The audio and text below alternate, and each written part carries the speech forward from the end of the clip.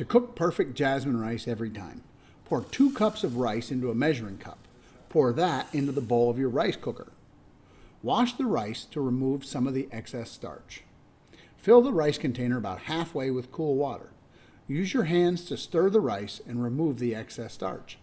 Notice how the water is cloudy. Pour off the water and cover it again with more water. Stir the rice again and pour off the cloudy liquid. Cover a third time and stir and rinse.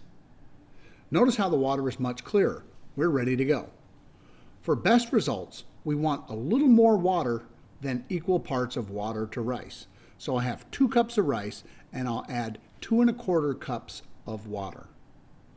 Remember, there is still some water left in the rice from rinsing. This will give us about 2 1/2 cups of water to 2 cups of rice.